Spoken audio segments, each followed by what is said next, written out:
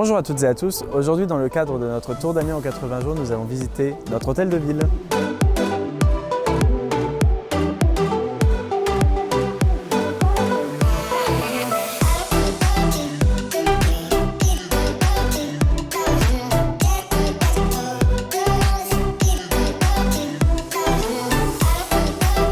Bonjour, je m'appelle Sébastien Sirot, je suis guide conférencier Amiens Métropole d'Art et d'Histoire. L'hôtel de ville d'Amiens est un bâtiment ancien puisque nous avons un premier hôtel de ville qui a été construit en 1551. Cet hôtel de ville du XVIe siècle a été remplacé au XVIIIe siècle par un nouvel hôtel de ville dont nous avons encore le bâtiment principal.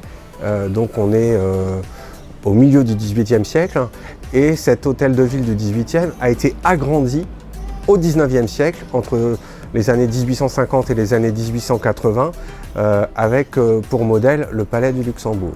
La façade de l'hôtel de ville donnant sur la cour d'honneur est un concentré de l'histoire de la ville. On peut retrouver un certain nombre de personnages qui ont joué un rôle clé dans son histoire, notamment par exemple le roi Louis VI le Gros, qui avec son épée brise les chaînes de l'oppression, accompagné de l'évêque Geoffroy. Donc les deux sculptures de ces personnages sont de chaque côté de l'horloge de l'hôtel de ville.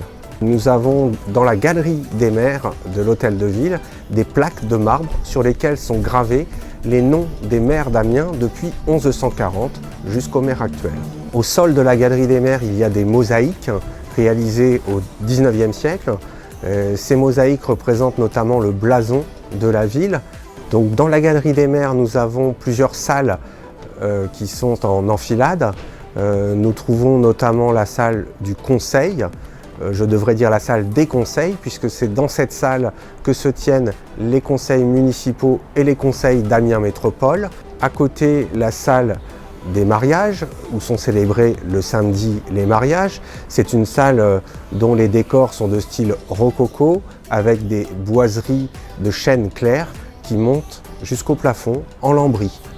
Ensuite, nous arrivons près de l'escalier, escalier contemporain réalisé en 1992 avec notamment des rambardes de feuilletage de verre sur lesquels sont inscrits des extraits de la charte communale dont le plus ancien exemplaire est conservé aux archives d'Amiens, aux archives municipales, daté de 1209 et portant le sceau de Philippe Auguste.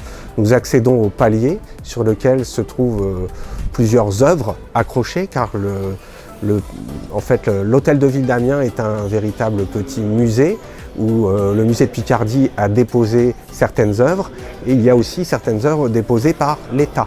Il y a d'ailleurs sur le palier un tableau représentant la séance du 23 juin 1789.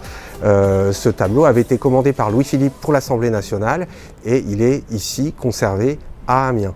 Nous avons ensuite une série de salons, le salon de la paix d'Amiens où a été signée la paix entre la France et l'Angleterre le 27 mars 1802, puis la salle des fêtes, salle utilisée pour les réceptions. C'est dans cette salle des fêtes qu'ont été notamment organisées des loteries en 1853 et 1854 pour financer le projet de musée de Picardie. Puis nous terminons avec le salon Jules Verne qui porte le nom d'un des conseillers municipaux les plus célèbres d'Amiens puisque l'écrivain des Voyages extraordinaires a été conseiller municipal à plusieurs reprises entre 1888 et 1904.